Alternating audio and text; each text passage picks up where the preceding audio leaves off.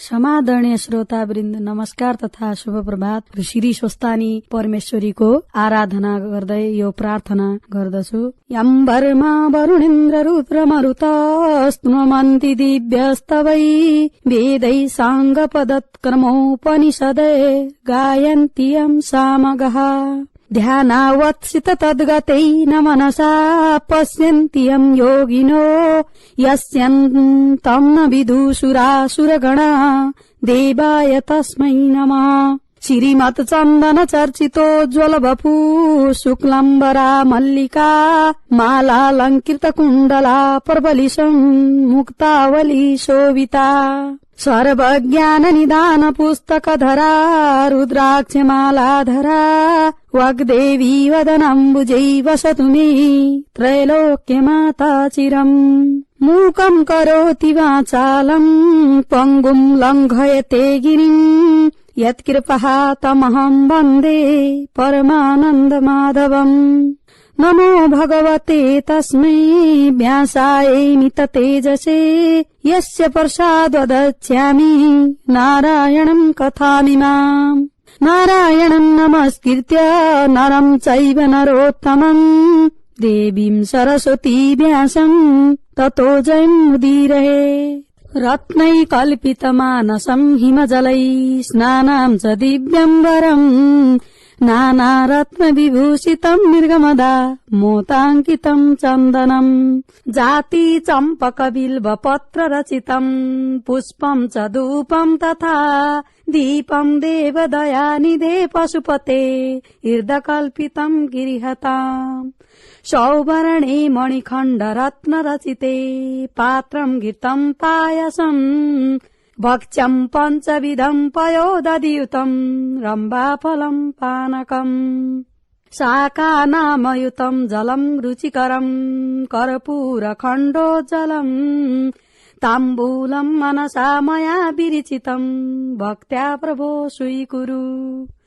छत्रं चामरयोर्युगं व्यजनकं चादरशकं निर्मलम् वीणा very मृदङ्ग कालकला गीतं च नृत्यं तथा साष्टाङ्गं प्रणिति स्तुतिर्विविधा एतत् समस्तं मया संकल्पेन समर्पितं तव विभो पूजागृहाणं प्रभो। आत्मा त्वं गिरिजामती सहचरा प्राणा शरीरं गृहम् पूजाते विषयोपभोगरचना निन्द्रा समाधि स्थिति संचार पदयो प्रदक्षिणविधि स्तोत्राणि सर्वाङ्गिणो यद्यत् कर्म करोमि तद्दखिलं सम्बोधभाराधनम्। यच्चैवं हरिपूजनं प्रतिदिनं यो वा त्रिशन्यं पठेत् यो वा श्लोकचतुष्टयं च नियतं पूजा हरिमानसम् कुर्यात् सो लभते विनोदकरं साक्षात् हरे दर्शनम्। व्यासस्तेन महावसान समये कैलासलोकं गता बाहुमाछकमण्डलूरमृगको छाला तथा आयुधा जोगर्चिन् बलवान शत्रुगणको शस्त्रास्त्रद्वारा वध यो सृष्टि स्थिति नाश पालन सदा जुन शक्तिले गर्दछिन् स्वस्थानी जननी तिनै खुशी भई संकष्ट सारा हरुन्। जसका भूषण नागछन् कमरमा जसको छ बागम्बर लायाको तनमा छ भस्म शिरमा छन् चन्द्रमा सुन्दर विगिच्छा पात्र लिने त्रिशूल डमरू जो गर्दछन् धारण त्यस्ता श्री शिवले गरून् खुशी भई ब्रह्माण्डको रक्षण। पिउने भाङ अफिम चण्ड धतुरो घस्ने खरानी सदा लिने हातमा त्रिशूल डमरू योगीश्वरीको जटा कण्ठैमा विषकालकूट सरपै काखमा गिरीकी सुता सानो चन्द्र ललाटमा जडी शिवे एकपल्ट उन् यता अतः पञ्चमोऽध्याय। स्कन्द कुमार आज्ञा गर्नुहुन्छ, हे अगस्त्य मुनि, दक्ष प्रजापतिले 33 कोटी देवतालाई 33 कोटी आफ्नी कन्या दिइसकेपछि महादेवले विष्णुका छलले सती देवीलाई विवाह गरेको कथा समेत संक्षेपले तिमीलाई सुनाइसके। अब कुन कथा सुन्न इच्छा छ भन भने। स्वामी कार्तिकेय कुमारको यस्तो स्नेहले भरिएको वचन सुनेर अगस्त्य मुनि भन्नुहुन्छ, हे षडानन, तपाईका अमृत रूपी वचन बराबर सुन्न पाउँदा पनि मनमा तृप्ति भएन। तसर्थ त्रिपुरासुर दैत्यले कसको तपस्या गरे, के वरदान पाए, पछि कसरी श्री महादेवले के गरी मार्नुभयो त्यो सुन्नको इच्छा छ। आज्ञा होस्। यस्तो अगस्त्य मुनिको आग्रह सुनि कुमारजी आज्ञा गर्नुहुन्छ, हे अगस्त्य मुनि, अघि विष्णु भगवानले हिरण्याक्ष हिरण्यकश्यपुलाई जब मारेथे तब त्यस दैत्यका राज्यको सिंहासनमा मया नाम गरेको दैत्यलाई राजा तुल्याएर राखे। आफूभन्दा पहिलेका बलवान राजाहरू देवताका पेचमा परेर मरे। मलाई त यी देवताले त्यसै भुसुना भनेर मार्नेछन्। यस्तो मनमा पीर उठ्यो र के गर्ने भन्ने तर्क पनि गर्न लाग्यो। अब तपस्या नगरी हुँदैन भन्ने मनले निश्चय गरी तारकाक्ष विद्युत प्रभ भन्ने मन्त्री समेत भएर पुषमाघको जाडोमा हिमालय पर्वतमा, ज्येष्ठ वैशाखको गर्मीमा मरूभूमिमा पञ्चाग्नि तापेर, वर्षाकालमा छाप्रो नभएको खाली भूमिमा बसी ठूलो कष्ट गरी 10,000 वर्षसम्म ब्रह्माजीको तपस्या गरे। ती दैत्यहरूका शरीरमा हाड नासा बाहेक केही रहेन। तपको प्रभावले मुखको कान्ति भने खुब चम्किलो भएको थियो। तिनीहरूको घोर तपस्याले ब्रह्माजी प्रसन्न भएर प्रत्यक्ष दर्शन दिएर भन्नुभयो, हे दैत्यराज, तिमीहरूको तपस्याले म खुशी भए, इच्छा लागेको वर माग। शिर निहुराई भने, हे ब्रह्माजी, हामी कसैका हातबाट कहिले पनि नमरौं। यस्तो अवध्यत्व वरदान मागेको सुनेर ब्रह्माजी आज्ञा गर्नुहुन्छ, हे दानव हो, अमर त म पनि छैन। त्यसो हुँदा त्यो वर दिन म असमर्थ छु। त्यस बाहेक अरू मागेको वर म अवश्य दिनेछु। यस्तो पितामहको आज्ञा सुनेर ती दानवहरू भन्दछन्, हे प्रभु, त्यसो भए हाम्रा ती 3वटा शहर पृथक पृथक रहनेछन्। 10,000 वर्ष बितेपछि एकपटक ती 3 शहर आधा निवेश भर एकै ठाउँमा जोडिनेछन्। त्यही जोडिएका बेलामा एकै बाणले 3 शहरलाई नाश पार्न सक्ने पुरुषले मात्र हामीलाई मार्न सक्नेछ। यस्तो सुनि तथास्तु वरदान दिएर बर्मा आफ्नो सत्यलोक पाल्नुभयो। दैत्यहरू पनि आफ्ना घर फर्के संसारको नाश गर्ने इच्छा लिएर फलाम, चाँदी र सुनको 3 पुर शहर बनाए। शहरका ज्यालडोका बारदलीहरूमा मणिमाणिक्य हीरा मोती पन्ना जडेको थियो। चन्द्रमाको किरण पर्दा सहस्र चन्द्र उदाए जस्तो भान पर्दथ्यो। चोक आँगनमा संगमरमर गोटेर बिछ्याएको हुनाले त्यसमा हिँड्दा हिँड्नेको रूप ऐनामा जस्तै छर्लङ्ग देखिन्थ्यो। मणिमाणिक्य जडेका रंग बिरंगे झाड फानुस ठाउँ ठाउँमा राखिएका थिए। ती बलेका बेलामा सूर्य उदाए जस्तै भान पर्दथ्यो। झ्यालहरूमा लगाएका पर्दाको झालरमा वायुको मन्द स्पर्शले तिनमा उनिएका मोतीको आपसमा ठक्कर लाग्दा ती मधुर ध्वनि उठेर आनन्द दिने अनुपम सौन्दर्य थियो।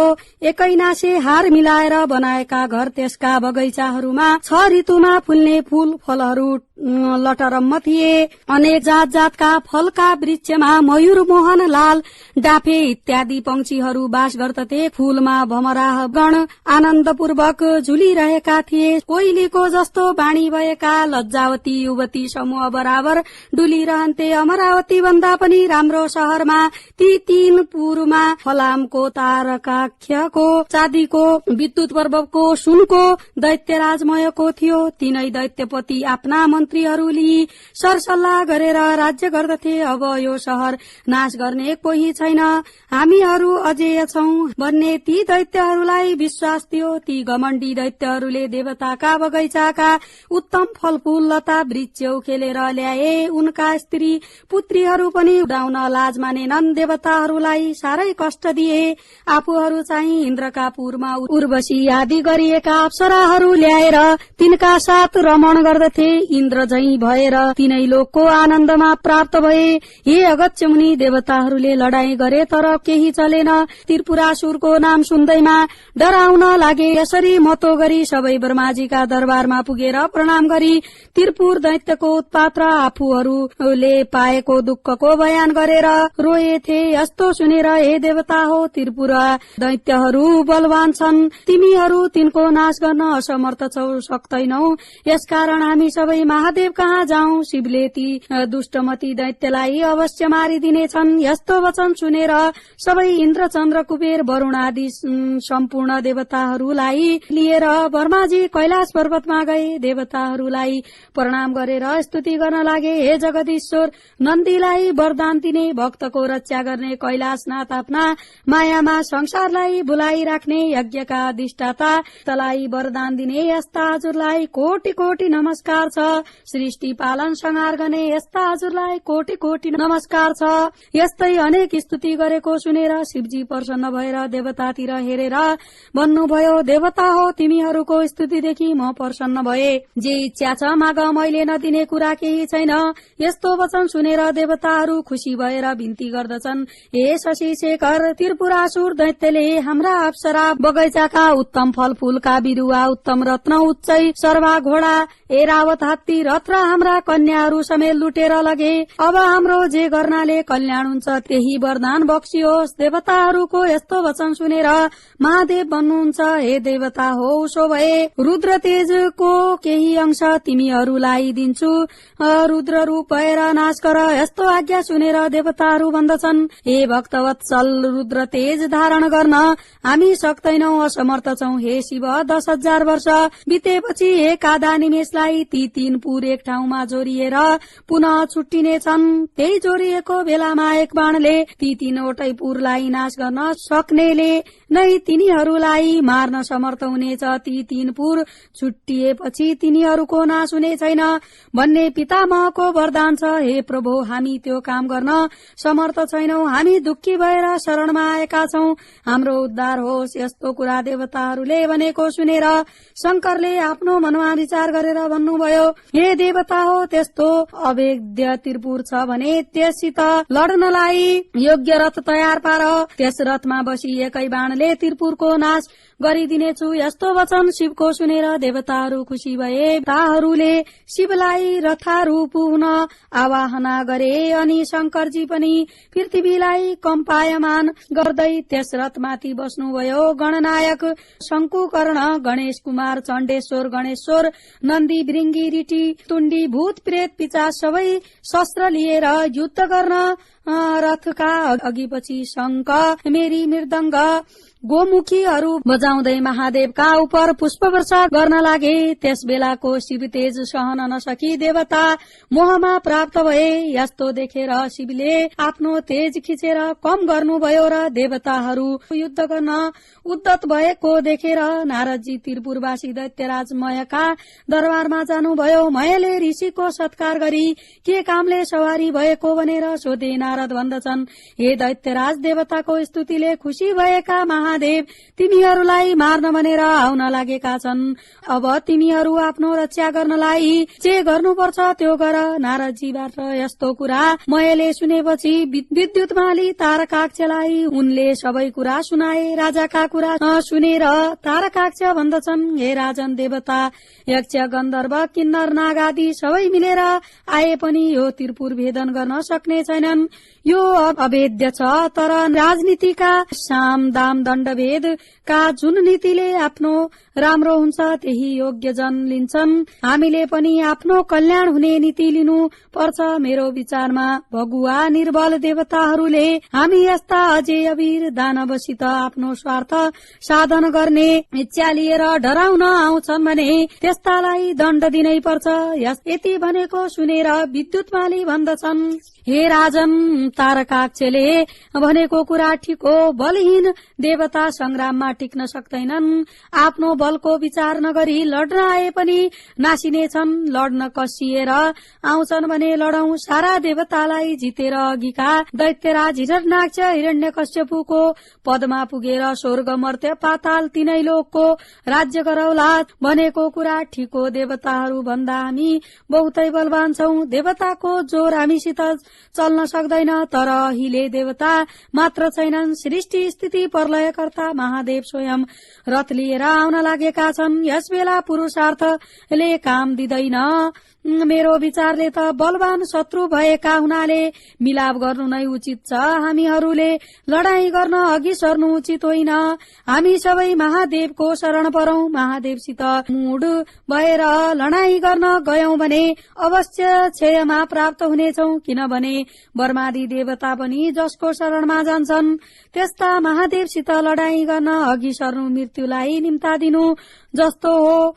मयको कुरा सुनेर नारदजी भन्नुहुन्छ, हे राजन, तिमीले भनेको कुरा बहुत ठिक हो। तर तिमीले आफ्नो तपस्या को फल भोग गरिसक्यौ। अब तिम्रो पुण्य सकियो। शूरवीरदेखि महादेव प्रसन्न हुन्छन्, कायरदेखि कहिले प्रसन्न हुँदैनन्। यत्रो यश आर्जन गरेका वीर भएर कायर झै शरण पर्न जानु के उचित हो। दानव जातिका भएर पनि तिमीहरू युद्ध गर्न डराउँछौ। अब तिमीहरू शरण परे पनि देवताको रक्षाको निमित्त नमारी लड्ने छाड्ने छैनन्। यस्तो नारदको कुरा सुनेपछि तारकाक्ष भन्दछन्, हे राजन, नारदजीबाट आज्ञा भएको कुरा नीति संगत छ। लडाई गर्नै पर्छ भन्यो। देवताहरूसित मयका दरबारमा भएको कुरा सबै भने। त्यहरू पनि युद्ध गर्ने इच्छा बढी अनेक तरहका शस्त्र अस्त्रले सुसज्जित भएर व्यूह बनाई तयार भए। तारकाक्ष, बलबाणासुर, विद्युतमाली आदि प्रमुख देवता दैत्यराजहरू पनि युद्धको तयारी गरी राजाको अगाडि आई अनेक तरहका बाजा बजाई शंखनाद गर्दै सिंह गर्जे झै गर्जना लागे। दानव सैन्य नै दानवहरूलाई भयानक देखियो। जस्तै पुतली बत्तीका समीप जान्छ त्यस्तै ती काल प्रेरित त्रिपुरवासी दैत्यहरू शिवरथ कहिले आइपुग्छ भनी उतैतिर आँखा लगाई हेरिरहे। दानव सैन्य पनि युद्ध गर्नको निमित्त निस्के। शिवरथ आएको देखि युद्ध गर्न अनेक दिव्य अस्त्रहरू लिएर दुवै थरीले क्रोध गर्दै युद्ध गर्न लागे। महादेवले त्रिपुर दग्ध भए जस्तै देखेर हाँस्दै युद्ध गर्न आज्ञा दिए। भृंगीले 10 बाण छोडी विद्युत प्रभालाई भेदन गरे। गणेश रिसाएर आफ्नो सुण लामो पारेर त्यसको गर्दनमा बेरेर फरक निमोटी विद्युत पर्वको शिर उखेली फ्याँके। त्यो शरीरबाट उखेलिएको शिर मानौ सरोवरबाट हात्तीले उखेलेर फालेको कमलको फूल झै देखियो। त्यो देखेर भृंगीले अनेक तरहका गान गरे। तब नेमिनामा र बलनामा दानव क्रोधले चूर भएर गणेशलाई अनेक बाणले मर्ममा भेदन गरी घाउ पनि गराए। शंकुकर्णले बीचमा रोकेर तिनका रथ ध्वजा सारथी घोडा नासेर विरथी गराए। तब ती दैत्यले पनि अर्को रथमा चढेर चण्डेश्वरका मर्ममा बाण हानेर घाउ गराए। तब ती गणेशले क्रोधले राता राता आँखा गरेर भयंकर मुसल प्रहार गरेर दुवैलाई यमपुरी पठाइदिए। तहाँ उपरान्त त्रिपुरवासी सबै ठूला दैत्यहरू हुल बाँधी निस्केर शिवगणमाथि निर्धक्क भएर शस्त्रास्त्रले प्रहार गर्न लागे। महादेव गणहरू पनि शिवाज्ञाले प्रेरित भएर सिंहले मृगहरूलाई भर्काई छिन्न छिन्न गरी मार्न लागे। दैत्यहरूका कसैको शिर छैन, कसैको गिण्ड छैन, नाशमा प्राप्त हुन लागे। रगतको खोलो बग्यो। वायुका वेग लाग्नाले छिन्न भिन्न भएका मेघ समान र वज्रका चोटले नासिएका उच्चा पर्वतका शिखर झै भएर दैत्यहरू पश्चिम समुद्रमा पर्न लागे। जब नेमिनामा र बलनामा दैत्यहरूलाई शंकुकर्णले मारे भन्ने सुने तारकनामा दैत्य पूर्वबाट निस्केर शिवगणमाथि बाण वृष्टि गर्न लाग्यो। गणनायक शंकुकर्णले पनि त्यस महाबली दैत्यका शिरमा मुसल प्रहार गरी सिंहनाद गरे। तब त्यो तारकाक्ष दैत्य पनि केही गिर्लाकी जस्तो भयो। त्यस्तो बुझी भालाले फेरि त्यसलाई प्रहार गरे। त्यस चोटले भूमिमा गिरे पनि रिसले हतपत्त उठी चक्रको प्रहार गर्यो। तब शंकुकर्णले पनि मुड्कीले साह्रै ठूलो वेदना हुने गरी बलले प्रहार गरे। मुड्की खाएपछि त्यसको वेदना सहन नसकी भूमिमा पछारियो र हातमा लिएको श्रेष्ठ आयुधलाई त्यागी मृत्युमा प्राप्त भयो। यसरी गिरेको दैत्यलाई दानवहरूले बोकेर मयका भवनमा लगेर सारा वृत्तान्त बताएर विलाप गर्दै रुन कराउन लागे। ती दुःखी भएर रुन कराउन लागेका दानवहरूलाई सान्त्वना दिएर मयले मेरो घरमा अमृत कुण्ड छ, त्यसमा दैत्यहरूलाई चोबेर बचाऊ भने। तब ती दैत्यहरू हवस पनि प्रसन्न भएर दैत्यपति तारकाक्षलाई जियाए। मरेका दैत्यहरूलाई पनि बचाइदिएकोमा साह्रै खुशी भएर दैत्यराज मयलाई शिर निहुराई प्रणाम गरे। यसै गरी असंख्य दैत्यहरूलाई पनि मरेका धेरै दैत्य बचाए। फेरि त्यो तारकाक्ष बडो वेगले संग्राम भूमिमा आयो। त्यसलाई देखेर ब्रह्माजीले आफ्नो देब्रे हातले देखाएर महादेवलाई भन्नुभयो, हे महादेव, यो दैत्य अघि मारिएको थियो, अहिले त्यो बाँचेर आयो। मयका घरमा अमृत छ, त्यस अमृतले मरेका दानव मयले बचाउँछ। घरमा अमृत रहेसम्म मरेका दैत्यहरूलाई बराबर बचाउनेछ। यसै कारण पहिले एक बाण प्रहार गरेर अमृत शोषी लिए असल हुने थियो। बाण त्याग गरी शिवले अमृत शोषण गर्नुभयो, तैपनि त्रिपुरको नाश हुन सकेन। अब त्यो बाण चाँडै छाड्नुहोस् अनि यो त्रिपुर नाश होला। अब चाँडै नै यी तीनवटा पुर एक आधा निमेषसम्म जोरिएर फेरि तुरुन्त छुट्टिनेछन्। जोरिएकै बेला बाण प्रहार गर्नुहोस्। यी पुर सम्मिलित भएर छुट्टिएपछि फेरि बाण छोडे पनि केही हुने छैन। हे भगवान, यदि मेरो बिन्ती लाग्छ र देवताहरू खुशी हुन् भन्ने हजुरको मनमा छ भने त्यो अग्नि सोमयुक्त बाण प्रहार गरेर त्रिपुरको नाश गर्नुहोस्। यसरी अधैर्य भएर भनेको ब्रह्माजीका कुरा सुनेर हुन्छ भनेर त्यो उग्र बाण धनुमा चढाई तलमाथि झुकाएर दिव्य 10,000 वर्ष पुगेपछि आधा निमेषका निमित्त त्रिपुर जोडिएको बखत शिवजीले आफ्नो योग बलले सारा जगत निश्चल गराएर अग्नि सोमस्थित नारायण रूपी बाण निर्धक्कसित प्रहार गरे। बाण धनुषबाट छुटेर गई त्रिपुरका घरहरू डढाउन थाल्यो। दिक दिक कष्ट कष्ट भन्ने शब्द उत्पत्ति भयो। महादेवले मयलाई सम्झाउनलाई नन्दीलाई डाकी अराउनु भयो।